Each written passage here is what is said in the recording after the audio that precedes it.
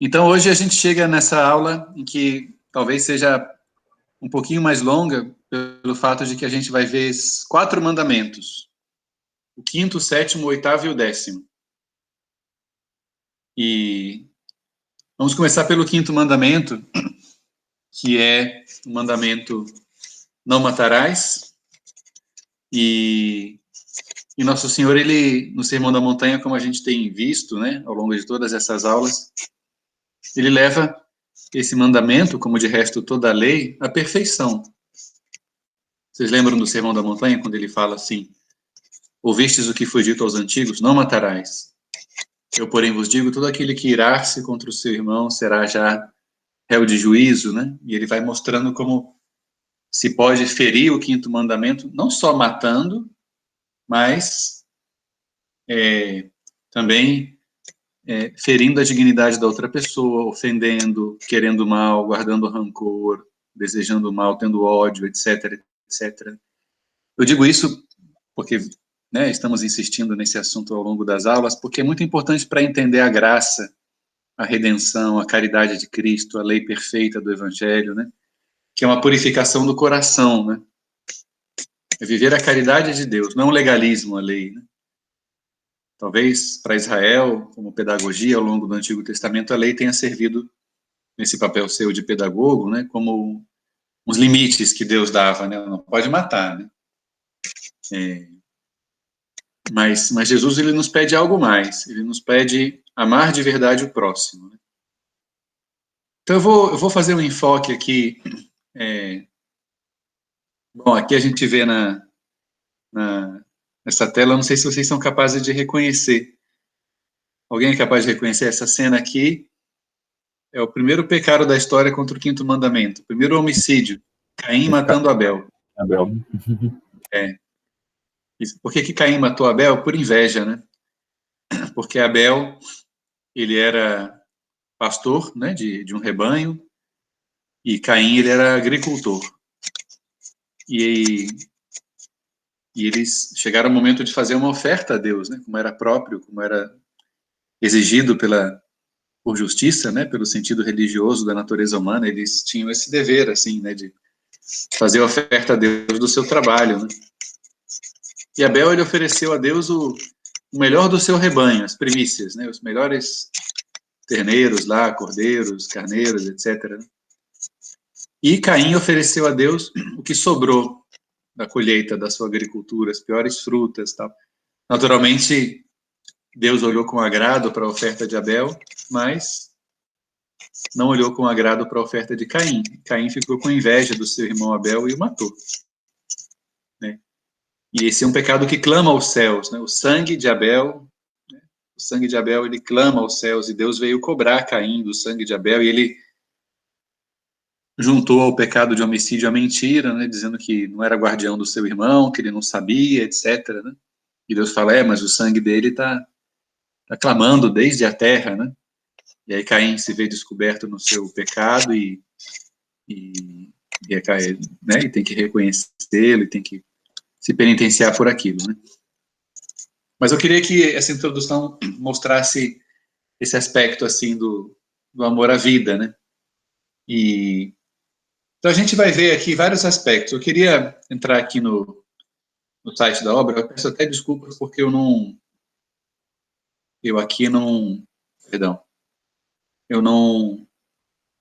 aqui, né?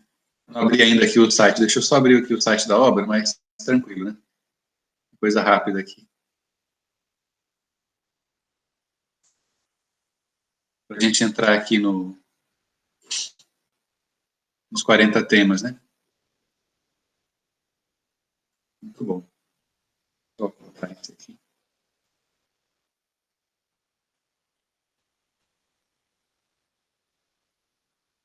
Imagino que a gente vai encontrar aqui no site, hoje é aniversário do padre, né? De Dom Fernando, deve ter algum... mais para baixo deve ter mesmo, né? Aqui alguma coisa pelo aniversário. Eu sei que amanhã, 28, sai a carta nova do padre, né? Vocês estão acompanhando, né? Bom. Sobre vocação, né? Vai falar da vocação à obra, né? Muito bonito, vai falar das características da vocação à obra, que é uma só, mas nas diferentes circunstâncias e disponibilidades, né? Do supernumerário, do adscrito, do numerário, etc. Bom, chegamos aqui à nossa famosa... Oi? Acho que eu desci muito aqui. Peraí. Bom, estamos aqui, né? Quinto mandamento. Essa imagenzinha é um trecho daquele quadro do Picasso, né? O Guernica. Retrata o que aconteceu com aquele bombardeio no final da Guerra Civil Espanhola, né? Mas aqui eu queria mostrar, né, porque ele coloca aqui o não matarás, que é o enunciado desse mandamento no livro do Êxodo, né? E baseia de uma maneira muito bonita, que para a gente vai servir também para o resto aqui da explicação, que é, assim, a singular dignidade da vida humana, que radica na sua sacralidade. Que é a sacralidade da vida humana é o fato de que cada pessoa humana é feita à imagem e semelhança de Deus, é única, é irrepetível, é destinada à imortalidade, portanto, cada vida humana é inviolável. Nos animais, a espécie prevalece sobre o indivíduo, né? Eu posso sacrificar um indivíduo de uma espécie para salvar a espécie, né? Agora, com a pessoa humana não vale isso, né? Eu não posso matar uma pessoa para salvar 10, porque cada pessoa é única, cada pessoa é totalmente singular, cada pessoa é criada, a alma da pessoa diretamente por Deus, né? E cada pessoa manifesta algo de Deus que só ela pode oferecer, né? Então isso está na raiz de tudo, e isso sempre a gente tem que recorrer a isso, né? Para entender por que as ofensas contra a vida humana elas não têm conteúdo grave, né? Ele fala aqui isso, né? Precisamente do respeito da vida humana. E começa falando do homicídio voluntário, que a gente viu ali, né? Com a coisa do Caim matando Abel, né? E o homicídio voluntário ele é um pecado gravíssimo, né? Enquanto eliminação direta, né? Voluntária de uma vida humana. E como aqui ele cita, né? Do livro do Gênesis, o que Caim fez com Abel, né? É um pecado que clama ao céu, né? E cita aqui o Gênesis, que é o trecho lá de Caim e Abel, né? Clama ao céu por vingança, né? Logicamente, essa vingança pertence só a Deus, né? A gente não pode querer fazer justiça com as próprias mãos nesse sentido, né? Mas isso está muito claro, né? É uma doutrina segura. Naturalmente, logo depois aqui do homicídio voluntário, o que ele fala? Ele fala do aborto, né? Que é um tipo de homicídio, né? Porque a vida humana, ela começa no instante da concepção. Então, o aborto direto, né? Aquele que é desejado como fim ou como meio, né? Ele é sempre uma desordem moral grave, enquanto significa uma eliminação deliberada de um ser humano inocente. Então, aqui ele define o que é o aborto, né? O aborto está definido aqui. Eliminação deliberada de um ser humano inocente. Se a gente entende a malícia do homicídio, a gente entende a malícia do aborto, né? Não sei se vocês lembram quando a Madre Teresa de Calcutá, Santa Teresa de Calcutá, ela foi fazer aquele discurso na ONU e tudo, né? Ela falou, olha, enquanto houver aborto no mundo, não dá para falar de paz, porque numa sociedade que permite o aborto, como é que eu vou falar que alguém não pode fazer guerra contra outra pessoa, né? Se eu posso matar o ser humano na sua fase mais inocente, indefesa, né, no seio da sua mãe, por que eu não posso fazer qualquer outra coisa, né? E aqui a gente está diante de uma situação histórica, assim, muito importante, porque se por um lado, pelo menos no nosso país, né, se a gente vai perguntar para cada pessoa individualmente que ela pensa sobre o aborto, a imensa maioria é totalmente contrária, né? Mas essa minoria que quer empurrar o aborto domina, de algum modo, a opinião pública, né? Através da mídia, das universidades, né? Instituições que formam opinião, enfim. E aí o que acontece? Acontece que parece ser que que é aceito, né? Que é aceito pela maioria, quando não é, né? E depois eles tentam também empurrar, né? Às vezes, na questão da legislação, é assim, não, a legislação de fato protege a vida e não permite, mas o que a gente vai fazer é só num caso específico de estupro, risco de vida para a mãe, não sei, pega uma situação assim, em que é mais fácil você convencer pelo argumento sentimental, né? Para a partir dele, que é uma brecha e uma porta aberta, tentar colocar todos os outros. Prova disso é o que aconteceu em outros países que hoje, infelizmente, já legalizaram o aborto na prática totalmente, né? Até 9 meses de gestação, já. E todos esses começaram assim, né? Só num caso, só numa exceção, só. Então a gente também não pode ficar, digamos assim, ingênuo com relação a esse assunto, né? Olha que interessante aqui. Nenhuma circunstância, nenhuma finalidade, nenhuma lei do mundo poderá jamais tornar lícito um ato que é intrinsecamente ilícito, por ser contrário à lei de Deus, inscrita no coração de cada homem, reconhecível pela mesma razão e proclamada pela Igreja. O direito à vida é o direito mais inalienável. Se ele é ferido, todos os outros direitos, que é o argumento da Madre Teresa, né, perdem a sua própria consistência, né? Então aqui ele fala uma coisa bonita, né? O direito inalienável de toda pessoa humana inocente à vida é um elemento constitutivo da sociedade civil e da sua legislação, e como tal deve ser conhecido e respeitado tanto por parte da sociedade como da autoridade política, né? A gente tem um papel, né, tanto de apostolado quanto de atuação pública nesse campo, né? Naturalmente, também a gente tem que estar esperto com relação ao assunto. Pessoas que querem aprovar o aborto, eles tentam dizer que as pessoas que são contrárias ao aborto o são só por argumentos religiosos, e que como o Estado é laico, esse argumento não tem valor. As duas coisas são falsas, né? Primeiro que não é só argumento religioso, ainda que naturalmente o argumento religioso tem o seu peso e deve ser tido em conta, porque ele é um argumento real, né? Ele existe, faz parte da natureza humana.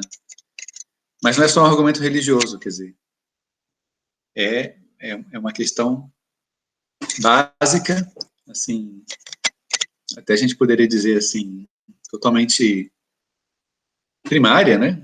Da questão do direito, né? O direito à vida. As legislações sempre protegeram a vida humana, sem a qual é impossível pensar numa vida em sociedade, né? Numa vida. E depois do ponto de vista científico, porque a ciência, a genética, né? Vocês lembram daquele geneticista francês, o Jérôme Lejeune? Está absolutamente provado, quer dizer, do ponto de vista científico, não há nenhuma outra coisa questionável, né? A vida humana começa na concepção. Ali é a única singularidade que existe. Depois dela, o que existe é a multiplicação celular, o desenvolvimento dos órgãos, né? No fundo, existe um envelhecimento, né? Desenvolvimento, mas a vida surge, né? Ali, naquele instante. Então, ali está a pessoa humana, né? Tanto é que, quando as pessoas tentam, com essas leis que vão progredindo, né? Aprovar o aborto até uma certa semana, mês, tudo é arbitrário, né? Até os 3 meses, né? O que acontece nos 3 meses que mudou, né? Será que até 1 minuto antes de completar 3 meses não era pessoa e depois 1 minuto depois já é pessoa, né? É arbitrário, né? É uma coisa arbitrária, assim, o que prova a insensatez do argumento. Então, cientificamente também, o aborto não tem sustentação, né? Depois, toda a indústria terrível que surge em torno do aborto, né? Veja o que acontece nos Estados Unidos com aquela tal de Planned Parenthood, né? Que venda de órgãos, tecidos do aborto, a indústria que está por trás, né? O trauma que causa, enfim, sem entrar em muitos detalhes, né? E depois a coisa do Estado laico, né? Quando eles usam a palavra laico, no fundo eles estão dizendo laicista, né? Uma coisa é a laicidade do Estado, que pode ser positiva, enquanto respeitar a autonomia das esferas temporal e espiritual, né? Outra coisa é pensar no laicismo que expulsa Deus da sociedade, como se ele fosse alheio à vida humana. Então eles usam a palavra laico querendo significar, na verdade, laicista. Eles tergiversam o termo, né? Para não aceitar nenhum argumento de índole religiosa. Então a gente tem que estar atento, eu digo isso só porque é um debate importante e a gente tem que fazer valer, né, a verdade aqui, né. Bom, naturalmente, quando a gente vai para outra ponta da vida humana, a gente chega à eutanásia, né. A igreja defende o direito à vida desde a sua concepção até a sua morte natural. Então, o que é eutanásia? E é um tema de momento porque tem países da Europa, por exemplo, Espanha, que estão querendo aprovar, na esteira da Holanda e da Bélgica, que já aprovaram, né? Eutanásia, em sentido verdadeiro e próprio, deve-se entender uma ação ou omissão que, por sua natureza e na intenção, causa a morte, com o fim de eliminar qualquer dor. É uma grave violação da lei de Deus, como uma eliminação deliberada e moralmente inaceitável de uma pessoa humana. Não é? O que está por trás da eutanásia? Uma visão hedonista, materialista da vida, né? Ou seja, uma vida humana que já não produz, ou que não é capaz de produzir, gerar satisfação, ou produzir algo para a sociedade, ou que não é útil, né? Tem que ser descartada, né? Porque só está atrapalhando, está gastando dinheiro, está ocupando um leito de hospital, a pessoa está com dor. Vamos acabar com isso, né? E aqui acontece a mesma coisa, né, que no aborto, né? Primeiro aprova um caso, depois, com Holanda e Bélgica, totalmente liberado, agora estão aprovando para crianças, né, na Holanda. Não sei se na Holanda ou na Bélgica acontece uma coisa bastante, quase diabólica, né? Como é liberado pela justiça, como é aprovado na lei, virou um comércio, né? Tem, entre aspas, como se fossem assim, mini hotéis. Vamos supor, um camarada está lá com seus 70 e poucos anos, já está aposentado, não tem mais gosto pela vida, já viajou para onde queria, já experimentou o que queria, não está mais com vontade de viver. Então ele vai sexta-feira à tarde lá para esse mini hotel, o recebem, lá dão para ele tudo do bom e do melhor, a melhor comida, o melhor filme, a melhor diversão, mas tudo isso como parte de um pacote que leva aqui no domingo à tarde, em vez dele ir embora para sua casa, ele dá um remedinho para ele tomar, ele está no seu quarto, tudo glamourizado, tudo, né? Assim, disfarçando, né, o tema da morte. Vem uma enfermeira, aplica uma injeção nele, ele morre, e ali já tem um contato com a funerária, já é enterrado, tudo indolor, tudo sem ninguém ver, tudo fazendo de conta que não aconteceu nada, tudo. Né? Ou seja, o que está por trás aqui, né? É o que o Papa Francisco fala da cultura do descarte, né? Tanto com relação ao aborto quanto com relação à eutanásia. É uma ofensa grave a Deus Criador, porque a gente está descartando a vida, né? Como se a vida fosse um objeto, um produto que só vale a pena ter enquanto me dá satisfação. Se perdeu a validade, se veio estragado, se não me ajuda do ponto de vista pragmático, utilitarista, eu jogo fora, né? E é assim mesmo, né? Então, aqui no campo da eutanásia, também a igreja ensina uma coisa interessante, né? Também tem uma coisa que não é moralmente, assim, conveniente, que é a chamada obstinação terapêutica.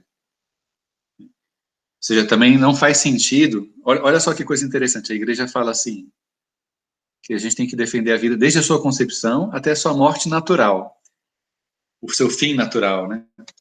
E essa expressão não é indiferente, porque às vezes a gente tenta prolongar artificialmente e indefinidamente a vida, né? Como se essa vida aqui neste mundo, com esse corpo, que é mortal, fosse o único bem que a gente tem. Então, uma recusa também da vida eterna, né? De passar pela morte, de ressuscitar. Tem pessoas que querem prolongar essa vida a todo custo. Também isso é errado, né? No outro extremo da eutanásia, digamos assim. Isso é chamado de obstinação terapêutica. A pessoa tentar, à medida que a tecnologia vai avançando, né? Prolongar artificialmente, indefinidamente a vida, como se isso... Então, o que a igreja ensina? Que os cuidados básicos de hidratação, nutrição, aliviar a dor, cuidados paliativos, a gente sempre tem que manter.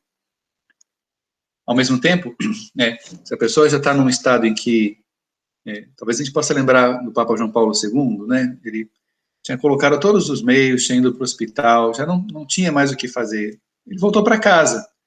Na casa ele tinha o cuidado das enfermeiras, tinha os cuidados paliativos, tinha analgésico para dor, tinha o carinho da família, tinha, né? A morte natural, né? A vida está nas mãos de Deus, não nos pertence, né? Está sendo devolvida ao Criador. fugir também da chamada obstinação terapêutica, né? Que são quando se usa, aqui fala, né? Esses procedimentos médicos onerosos, perigosos, extraordinários ou desproporcionados, né? Transformar a vida humana numa espécie de robô, assim. Fala também depois do suicídio, né? Tá no capítulo, assim, do homicídio, né? Tem sua peculiaridade, mas você pode ler depois. Depois só uma palavrinha sobre a questão da legítima defesa e da pena de morte, porque a legítima defesa, o que eu queria falar aqui? Que ela não é uma exceção ao mandamento não matarás, porque o mandamento não matarás, ele proíbe matar a pessoa inocente. O que é a pessoa inocente? É aquele que não representa para mim uma ameaça, né? Na legítima defesa, o que eu estou fazendo, lembra do objeto moral? Por isso a gente sempre volta para aquelas primeiras aulas do objeto moral, né? A pessoa que está exercendo legítima defesa, ela está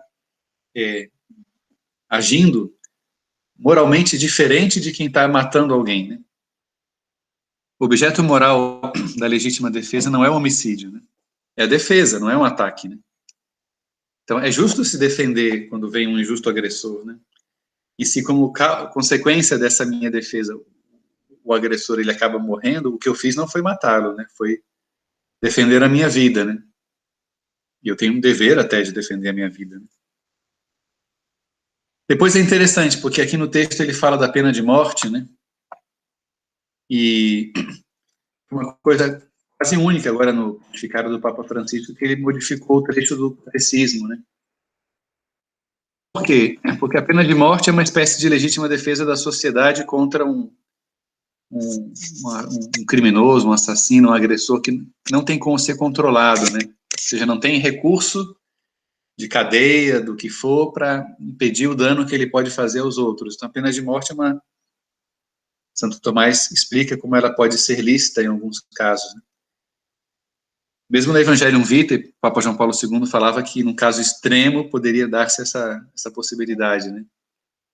Só que o Papa Francisco entendeu que, como a sociedade está organizada hoje, os meios de que se dispõe para manter sob controle, digamos assim, esse injusto agressor, né, fazem com que a pena de morte não precise ser aplicada. Também porque a gente cada vez mais entende o quanto ela não é tão compatível, né, com a questão da natureza humana, mesmo se tratando de uma pessoa que, por culpa própria, abriu mão, perdeu, digamos assim, né, o seu direito à vida, né. Também pelas possibilidades de injustiça que se pode cometer, né, então, mais vale colocar todos os meios para punir, né, e corrigir o agressor do que seguir optando pela questão da pena de morte. Bom, agora eu quero chavear um pouquinho aqui, voltando para a apresentação, porque o Papa Francisco, quando ele fala da cultura do descarte, ele fala que existe uma cultura da morte que tem que ser contraposta à cultura da vida, né? Aqui nessas imagens a gente vê esses tipos de comportamentos que muito associados à cultura da morte, né? São pecados que também são contra o quinto mandamento. Uso de drogas, bebida em excesso, colocar a vida em risco, alta velocidade, etc. A própria vida, né? O quinto mandamento obriga também a cuidar da própria saúde, né? E por que eu colocava esse exemplo? Porque pela cultura hedonista materialista que a gente está vivendo hoje, o que brilha, assim? Brilha isso aqui. É uma espécie de cultura da morte, né? E a gente vê claramente uma coisa meio demoníaca. Nesse exemplo que eu falava lá do hotelzinho para eutanásia, né? Qualquer pessoa com um sentido saudável da vida, né? Você olha para aquilo, é uma coisa assim tétrica, malvada, maliciosa, diabólica, né? Mas também em outros comportamentos que parecem assim menos graves, né? A gente vê uma cultura da morte, né? Que é uma espécie assim de menosprezar a vida, né? Como se a vida vale a pena enquanto ela me dá esse tipo de prazeres assim cada vez mais excitantes, né? Se eu não consigo tê-los, então não vale a pena, ou eu busco eutanásia, eu faço o que for. Contra essa cultura da morte se contrapõe a cultura da vida, a respeito da vida humana desde a concepção, né, até a sua morte natural.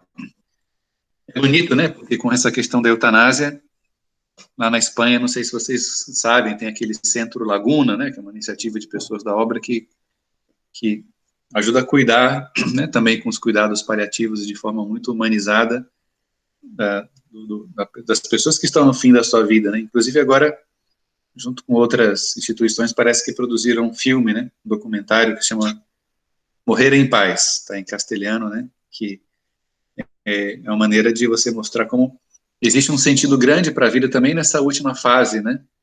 É uma fase de você deixar-se cuidar, de amar e ser amado, né, de pensar mais em Deus, né, de corrigir os erros da vida, né, de retificar. Isso sensibiliza muito o coração de quem está cuidando, né? Enfim, eu queria então parar aqui, porque são 4 temas, né? A gente estou pulando o sexto, porque a gente já viu, né? Eu vou para o sétimo. Mas como a gente tem aquela aula futura sobre as perguntas, né? Caso vocês tenham perguntas sobre o quinto mandamento, vale a pena ler, né? O texto lá do site, e a gente pode debater na próxima vez sobre as perguntas, né? Então, pulando um pouquinho para o sétimo mandamento, que é o não roubarás. Então, o que está em jogo aqui é a virtude da justiça, o amor à justiça, né? Então, certamente a gente vive num mundo em que há bastante injustiça, isso está muito claro, né? Em todos os níveis, digamos assim, né? E esse mandamento não roubarás, ele inspira de uma maneira muito bonita algo que vocês também já estudaram, que é todo o tema da doutrina social da igreja. Porque, novamente, nosso Senhor, no Evangelho e a igreja, né, desde então, pega o não roubarás e desenvolve esse mandamento em toda a sua amplitude, que é o amor à virtude da justiça, né? E a igreja, ela desenvolveu, eu vou passar um pouquinho mais rápido nisso, porque, repito, vocês já viram com o tema da doutrina social, né? Depois vocês podem ler lá no site da obra também. Mas tem uns aspectos, não sei se vai dar para ler direitinho, está em branco aqui, mas acho que dá para ler, né? Tem os aspectos, os princípios básicos, né? Da doutrina social da igreja, e para a gente viver bem o mandamento de não roubarás, né? Basicamente, a gente tem que pensar assim, então, aqui, né? Esses 3 primeiros aqui, né? Destinação universal dos bens criados, né? A criação é para todos nós, né? É um dom de Deus. O sentido que, né, Deus criou o mundo em função do homem, né, da mulher e do homem, e o entregou para o domínio da mulher e do homem, para Adão e Eva, né? Eles dominam sobre a criação. É para toda a humanidade, né? Então, quando a gente olha para a natureza, de fato existe esse dever de olhar para todos os bens criados e pensar que eles estão destinados a todos, né? Agora, isso também é compatível com a questão que a igreja explica que é justo, que é a propriedade privada, porque seja de forma adquirida, seja de forma recebida, né, por herança, ou adquirida pelo trabalho, conquistada, né, com esforço, cada pessoa faz parte da sua dignidade humana, ela pode ter para si o direito à posse de uns certos bens, um pedaço de terra, uns objetos, etc., o que for, né, uma empresa, etc. Agora, isso também tem que ser conciliado com a destinação universal dos bens, né? Então, toda digamos assim, a delicadeza espiritual para viver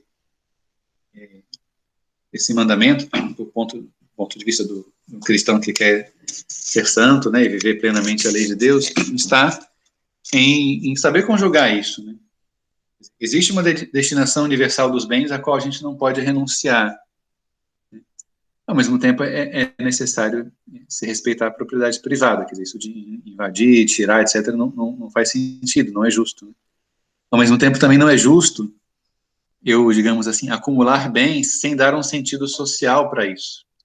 A riqueza pela riqueza. Lembra aquilo que Jesus fala daquele homem do Evangelho, que ele era um agricultor, tinha campos, e aí teve um ano que as colheitas foram muito boas, e ele não sabia o que fazer com tantos grãos, ele mandou destruir os celeiros dele, construiu outros maiores para acumular aqueles grãos, e falou, ó minha alma, tu tens muitos bens para muitos anos, né? Come, bebe, regala-te, aproveita, né? E o Senhor fala para ele, insensato, hoje mesmo virão reclamar a tua alma, e esses bens que juntaste para ti, de que te servirão, né? Então, existe um sentido social, né?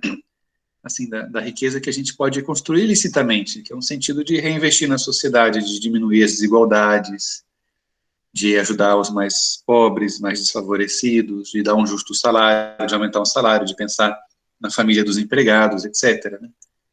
Então, lógico, depois seria entrar numa casuística, mas se a gente entende que esses dois princípios são verdadeiros e devem ser conjugados, a gente prudentemente descobre a solução para cada caso, né? Naturalmente, está em jogo também aqui toda essa questão do respeito aos bens alheios, né? Não é tanto uma coisa de ferir a propriedade privada, mas é a questão do furto mesmo, né? De não roubar, de não...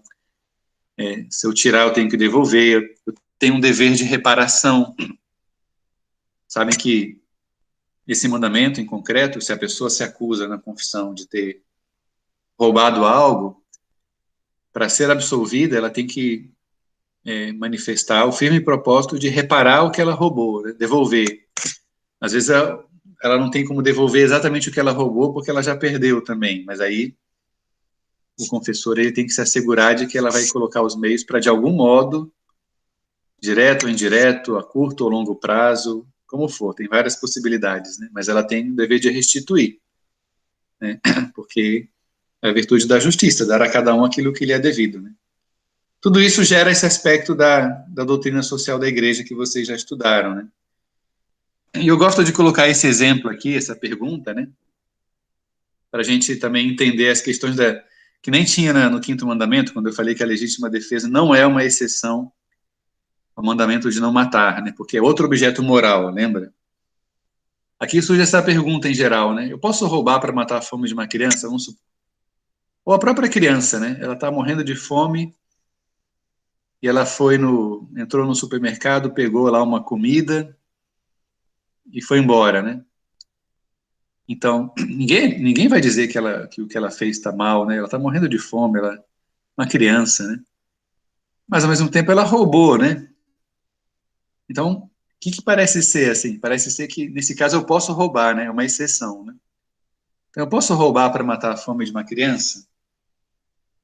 Novamente, é que aqui o que ela fez, se a gente volta e entende isso aqui, ó, a conjugação dessas duas coisas, na verdade, de tudo isso aqui, né? A gente entende que o que ela fez não é roubar. Antigamente, até na legislação, aí os juristas saberão melhor isso, né? Se falava do tal roubo famélico, né? Que era uma categoria moral diferente, assim, até do ponto de vista penal, né? Porque não é um roubo por malícia, né? Pelo que for, né? É para matar a fome, né? Mas do ponto de vista moral se entende isso, né? Que o que ela fez não foi roubar. Por quê? Porque ela tinha direito àquela comida, porque existe a destinação universal dos bens.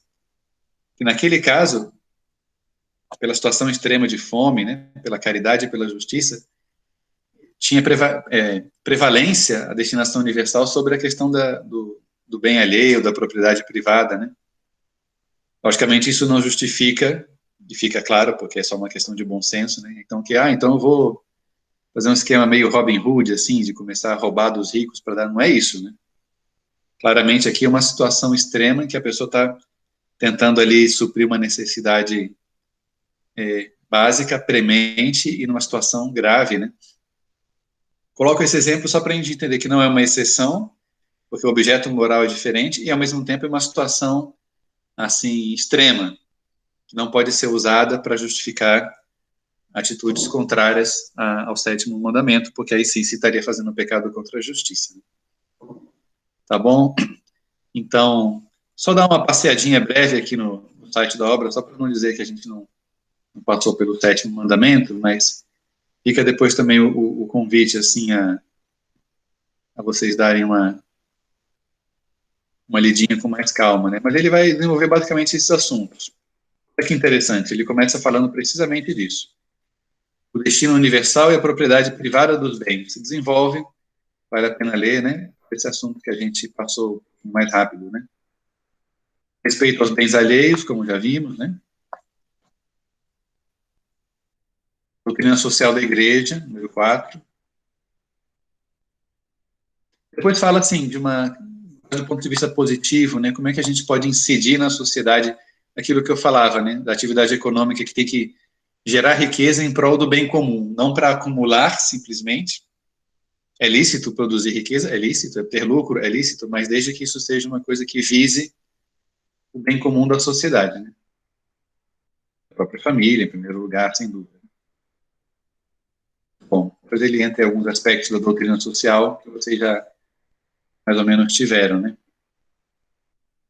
Chegamos ao oitavo mandamento, que é não levantarás falso testemunho, não mentir, não mentir, né? Aqui, quem entende francês sabe que o que está na tela é uma mentira, porque está dizendo assim, isto não é um cachimbo, quando na verdade é um cachimbo, então é uma mentira o que está escrito, essa é a brincadeira que está nessa imagem aí. Assim como o quinto mandamento era o amor à vida, o sexto, o amor à pureza, o sétimo, o amor à justiça, o oitavo é o amor à verdade, é a moral evangélica do Sermão da Montanha, a bem-aventurança, né? O sentido positivo desses mandamentos que na antiga aliança foram promulgados de forma negativa, né? Não matarás, não levantarás falso testemunho, etc.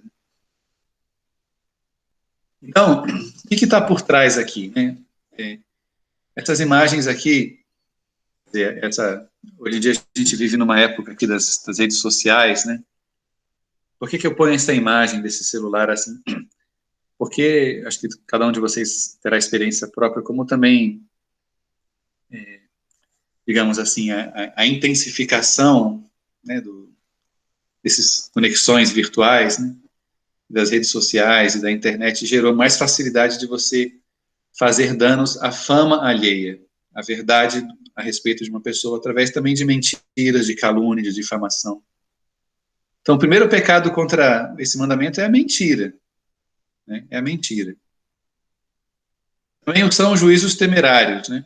A fofoca, etc., né? E a gente também tem que pensar que uma coisa que está mandada aqui é guardar segredo, né? Eu queria só introduzir assim essa primeira tela, e agora vou chavear para o texto do site para destrinchar um pouquinho isso aqui, o que está por trás, né? Porque olha só, primeiro a gente tem que definir o que é mentira, porque senão a gente pode ficar, o que é o objeto moral da mentira, né? Então, vamos ver aqui, que coisa interessante, né? Primeiro ele fala essa fundamentação moral do catecismo, né, de viver na verdade, do dever que a gente tem de viver a virtude da veracidade, da sinceridade, etc. Sinceridade, como ele diz, consigo mesmo, com os outros, com Deus, etc. Relação entre verdade e caridade, né? Dever de dar testemunho da verdade, também quando isso possa vir a requerer o martírio, né? Ele começa, que é o que me interessaria mais aqui, quais são as ofensas à verdade, ou seja, os pecados diretamente contra esse mandamento. O primeiro é a mentira. Ele usa a definição de Santo Agostinho, que é assim: a mentira consiste em dizer o que é falso com a intenção de enganar. Então, intenção de enganar é essencial para que se defina o objeto moral mentira, né? Por que isso é importante? Vamos supor que você viu no noticiário que amanhã vai chover. Só que quando você viu, você não sabia que era uma brincadeira do pessoal, porque eles estavam fazendo piada, tal. Você só ligou a televisão na hora que eles estavam falando, amanhã vai chover, previsão do tempo. Aí depois você sai e alguém te pergunta, qual é que é a previsão do tempo? Mas você fala, amanhã vai chover. E não vai chover, vai fazer sol. Você está mentindo? Não. Né? Você está transmitindo um dado que você recebeu. Você não tem intenção de enganar, né? Alguém, quando amanhã fizer sol, ninguém pode te dizer assim, você mentiu para mim, né? Isso aqui é interessante, e também é interessante outra coisa. A teologia moral mais contemporânea aperfeiçoou um pouquinho a questão do objeto moral da mentira para a gente entendê-la melhor em algumas situações. E foi formulado um conceito que se chama contexto comunicativo. A mentira, para ser verdadeiramente mentira, ela está ferindo um contexto comunicativo. Quando não existe o contexto comunicativo, eu não posso falar propriamente de mentira. E quando que não existe o contexto comunicativo? Por exemplo, quando um dos interlocutores não tem o direito a saber a verdade sobre um assunto, ou quando ele procura sabê-la com o uso de violência, né? Vamos supor assim, Você está na rua, vem uma pessoa claramente assim, com uma postura um pouquinho agressiva e te diz assim, e te pergunta assim, você tem 50 reais? Né? E você fala, bom, não tenho, né? E segue andando, né? E você tinha no bolso 50 reais. E aí, você mentiu para ele? A pessoa mesma, ela descobre que ela não mentiu, né?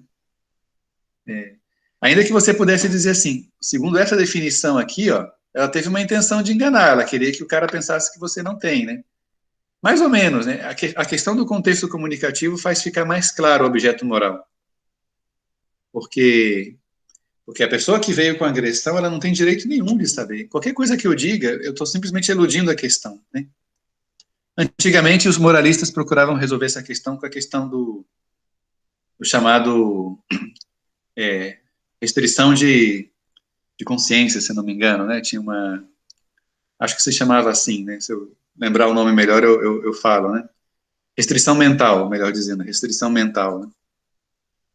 E tinha uma restrição mental em sentido estrito e em sentido amplo, né? Uma delas é válida, a outra não, né? Então, você chegava até numa casuística, assim, né? Vamos supor assim, alguém te pergunta, você viu o Pedro hoje? E você não viu o Pedro hoje, mas você viu uma foto dele. Aí você diz assim, eu vi o Pedro hoje, né? Porque você viu a foto dele, mas não é a pessoa dele. Essa restrição mental não vale. Por quê? Porque a pessoa que te perguntou, na pergunta dela não cabe essa resposta. Ela não, né? No espectro da pergunta dela não cabe você tê-lo visto numa, numa foto, né? Claramente ela está perguntando, né? Agora, tinha outro tipo de restrição mental que era válida, por exemplo. Bom, mesmo esse exemplo dos 50 reais, né? Quando a pessoa fala que não tem, no fundo ela está dizendo assim, não tenho para te dar, não tenho dos que eu possa te dar, né? Ou, por exemplo, alguém antigamente ligava, né, tarde da noite lá para a residência de uma família, perguntando por fulano, fulano está em casa? Claramente era um vendedor, e a pessoa que atende diz, olha, não está em casa, quando ele está em casa, né? E aí os moralistas dizem, bom, aqui foi uma restrição moral aceitável, porque o que ela está dizendo é assim, ó, ele não está para você, para te atender, né? Até tinha na linguagem comum essa expressão, ó, não estou para ninguém. Assim. Mas essa questão da restrição mental já não é usada mais, tudo para dizer que isso... O que se usa muito, né? Bom, aqui o catecismo recolhe a definição do Santo Agostinho, mas também essa questão do contexto comunicativo. Porque se a pessoa vem com agressão, ou ela vem sem direito, eu não estou obrigado a dizer a verdade para ela. Né? Naturalmente, também não posso dizer uma mentira em sentido estrito, não posso dizer isso aqui, né? Eu posso eludir a questão, eu posso o que for, né? Mas quando se faz propriamente uma mentira, ela pode ter diversos níveis de gravidade, né? A teologia moral ensina que a mentira é um pecado ex genere suo, ou seja, pelo seu próprio gênero, leve. Por quê? Porque, em geral, as mentiras que a gente conta são essas mentiras pequenas, são mentiras, são pecado, né? Mas serão, em geral, pecado venial, porque são essas mentiras que a gente usa para não ficar mal diante de alguém, para sair de uma situação, para evitar uma complicação. É típica coisa, né? A mãe pergunta para o filho adolescente se ele já fez o dever de casa, ele está com vergonha de dizer que não fez, ele fala que já fez. É uma mentira, né? Mas, naturalmente, não é um pecado grave, né? Agora, a mentira pode chegar a ser um pecado grave, né?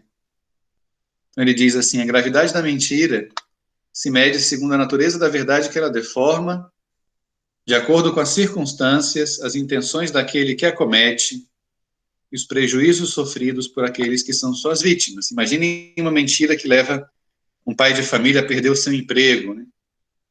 Bom, mais ainda se for uma coisa caluniosa, né? Uma coisa assim, que rouba a fama através de uma mentira, que denigre a pessoa, aí é pecado grave, né?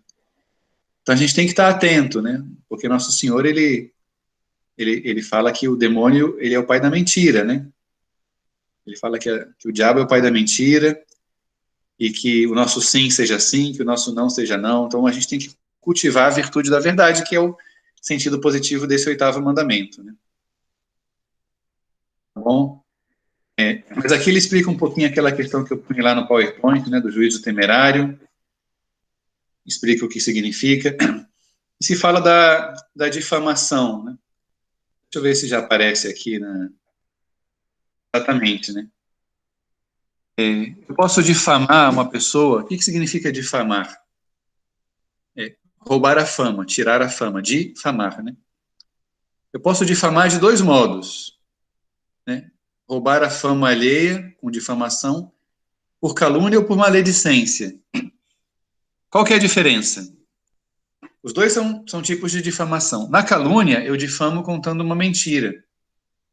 Na maledicência, eu difamo contando uma, entre aspas, verdade, né? Ou seja, eu estou fazendo uma fofoca, uma difamação de algo que é real na vida da pessoa, né? Então, é lógico que, digamos assim, a calúnia é mais grave, né? Porque ela é um pecado contra a justiça, contra a verdade, contra a caridade, né? A maledicência não é um pecado, digamos, contra a verdade, né? Mas é um pecado contra a justiça e contra a caridade, porque rouba a fama e deixando a pessoa mal. Como os dois são pecados contra a justiça, os dois requerem reparação proporcional. Quando eu faço uma calúnia contra alguém, eu tenho que reparar proporcionalmente, né? E como é que eu posso reparar um pecado de maledicência se o que eu disse foi verdade, né? Não posso dizer que não era verdade porque foi, né? Tal pessoa fez isso, tal pessoa tem esse defeito, etc. Mas eu posso reparar falando algo bom da pessoa, né? Eu espalhei um defeito dela, que é real, mas agora eu espalho uma virtude, digamos assim. E eu restituo a fama dela, né? Porque isso é necessário também. E nós chegamos à questão, né? Da mesma forma que do pecado de roubar para matar a fome, né? Eu posso mentir para salvar uma vida inocente? Então, por exemplo, na Segunda Guerra Mundial, quando chegavam os soldados nazistas, eles iam nos conventos das religiosas, lá na Itália. O Papa Pio XII tinha pedido para os conventos abrigarem os judeus, né, esconderem os judeus, e eles chegavam perguntando: vocês têm judeus escondidos aqui? Então, logicamente, as religiosas não iam entregar os pobres judeus a serem mortos, né, e diziam não. Então, estavam mentindo para salvar uma vida, né? É uma exceção, portanto? Novamente, não é uma exceção, por aquilo que eu expliquei do contexto comunicativo que agora fica claro, né? Eles não tinham direito nenhum a saber a verdade, né? Portanto, ela pode dizer qualquer coisa, digamos assim, para tê-lo longe dali, né? Não está mentindo, né? Porque ele não tem direito a saber a verdade. Né? É interessante essa questão do contexto comunicativo, porque ela aperfeiçoa um pouquinho a definição de Santo Agostinho. Porque se você pega a definição de Santo Agostinho de maneira estrita, ele vai dizer assim, que a mentira é dizer algo que é falso com a intenção de enganar. Em princípio, isso existe na religiosa que está falando que não para o nazista, porque ela está dizendo algo que é falso, existe judeu, com a intenção de enganar, digamos assim. Só que toda coisa que essa intenção de enganar não é exatamente uma intenção de... Porque quando o Santo Agostinho fala em intenção de enganar, ele está falando assim, alguém que tinha direito de saber a verdade, eu estou tirando esse direito dele. O nazista ali não tem direito nenhum, né? Então, ainda que eu esteja enganando, mas não é um engano malicioso, né? Nem um engano, assim, que seja um pecado contra a justiça, né? Dá para entender, né? Se ficarem perguntas disso, a gente faz na próxima sessão, né? Tá bom?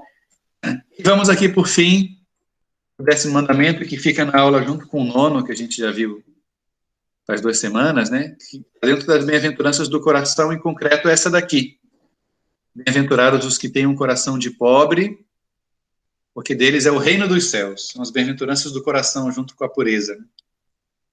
E aqui aquele ponto famoso do catecismo que a gente viu, né? Do que significa o coração, né? No sentido bíblico. E como é importante a gente estar desprendido, né? O 10º mandamento, ele proíbe cobiçar as coisas alheias. Todo o tema, assim, da ganância, da cobiça, da inveja, é um pecado interior, assim como o 7º mandamento é o pecado de subtrair as coisas, né? Objetos, a posse, etc. Aqui é o desejo, é um pecado interior de desejo, né? De cobiça, né? De avareza, né? A gente tem que estar, digamos assim, pulando isso aqui que era do 9º mandamento, né?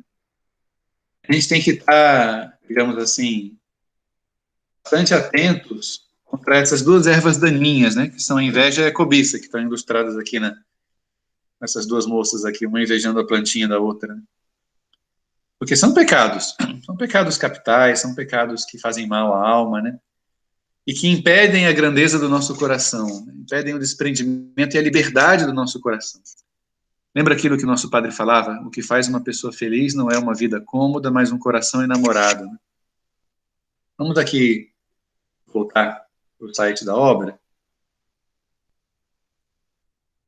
entrar aqui no 10º mandamento, né?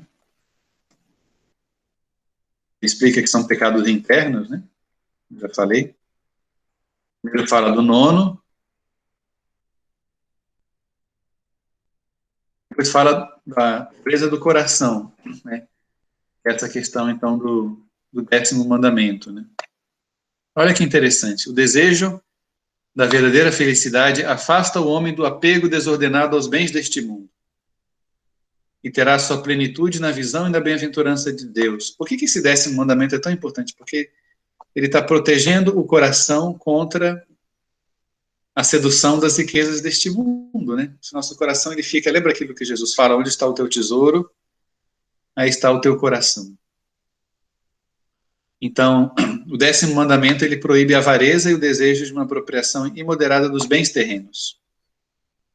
Porque senão eles acabam se transformando em ídolos. O que são ídolos? São substitutivos de Deus. O pecado de idolatria é quando a gente pega uma coisa criada, um objeto criado, e o coloca no lugar de Deus. O bezerro de ouro do povo de Israel no deserto é uma imagem icônica disso, mas às vezes a gente tem os nossos ídolos, né? Os nossos projetos humanos de felicidade, né? Eu vou ser feliz quando eu tiver um carro assim, eu vou ser feliz quando eu fizer uma viagem tal. A gente tem que ter cuidado, porque isso não é o coração de pobre, né? Bem-aventurados os que têm um coração de pobre, porque deles é o reino dos céus. Naturalmente, e isso tem a ver com o 7º mandamento também, é possível viver o 10º mandamento e ter posses, mas estar desprendido delas, né? Essa pobreza, o coração de pobre é um coração desprendido. Às vezes a gente tem que ter e manusear pela nossa posição profissional na sociedade, para o cuidado da família, para, né, ajudar o bem comum. A gente tem que ter posses, não tem problema da gente fazer render as coisas, né? Tem que ter um mínimo de bem-estar, etc., né? E procurar prover à família esse mínimo. Mas sempre tomando cuidado com o que acontece no coração, porque olha só, o que o mandamento proíbe precisamente são coisas internas, né? Avareza e desejo desordenado, né? Bom, aqui ele fala essa questão da idolatria, né? Fala essa questão da inveja que aparece, né? Aparece ali no PowerPoint, né? A inveja pode ser grave, né? Ela é pecado contra o 10º mandamento, contra o 5º mandamento, até que levou Caim a matar Abel, e mesmo que não houvesse tido homicídio, né? Eu ficar invejando, o que é inveja enquanto pecado? No fundo, a gente poderia definir assim, é alegrar-se com a desgraça alheia ou entristecer-se com o bem alheio, né? Quando a gente fica triste, né, porque fulano tem algo que a gente não tem. Se isso acontece no nosso coração, ou quando a gente se alegra porque ele se deu mal, né, a gente tem que ligar todos os alertas, né? O nosso coração está enveredando por um caminho que não é bom, né? Por um caminho que não é bom. Né?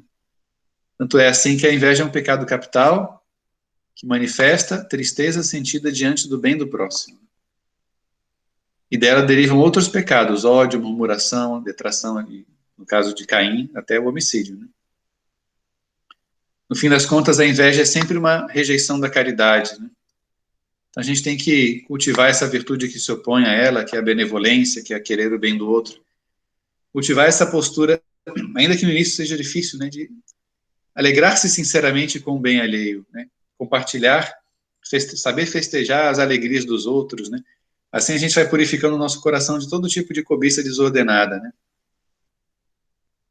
Bom, eu acho que com isso a gente faz acho que já não tem mais aqui, Com isso a gente fecha o quadro dos mandamentos, né? Então é interessante, né? Talvez a gente possa fazer aqui uma espécie assim de a gente percorre aqui todas essas aulas, né? A gente viu desde o início, né? Moral, a arte de ser feliz. Então, todo o tema da liberdade, lei e consciência, como é que isso funciona no homem, esse tripé. A moralidade dos atos humanos, o que é o objeto moral, aqueles princípios básicos, né? Os fins não justificam os meios, um fim mau torna má toda a ação, as ações de duplo efeito, papel da graça e das virtudes, né? Depois do pecado original, a gente precisa da graça e das virtudes, virtudes infusas, virtudes teologais. Somos pessoas, não apenas indivíduos, vivemos em sociedade, em relação. Depois o tema do pecado social, do pecado pessoal, perdão, né? O pecado nosso, né? O pecado por nós cometido, a malícia do pecado, o que ele significa. Depois todo o tema do decálogo, o porquê das tábuas da lei, a promulgação positiva da parte de Deus da lei moral natural, né? Depois cada um dos mandamentos, o primeiro, o segundo, o terceiro, né? Esses mandamentos que são a primeira tábua da lei porque se referem ao amor de Deus.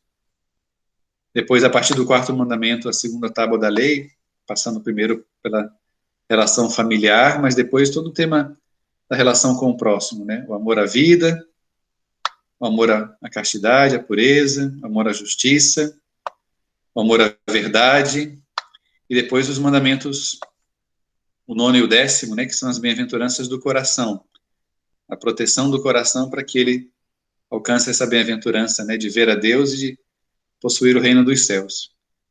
Então, acho que entre isso, ver e rever, reassistir as aulas, ler os textos do site da obra, a bibliografia recomendada, e também as perguntas, né, que podem ser feitas aí na próxima ocasião, acho que entre tudo isso a gente consegue ter uma boa introdução, digamos assim, para esses temas da moral. Tá bom, pessoal? Ficamos assim, então, com... deixa eu ver se eu consigo voltar aqui para... Ah, tá aqui. Voltar aqui para nossa... Eles estão aqui, né? Tá bom, Ricardo? Ficamos aqui? A gente teria que marcar um dia para fazer... Maravilha, Fábio. Você está ótimo. Isso. Oi? Vou encerrar a gravação. Vou encerrar a gravação aqui. Legal. Por causa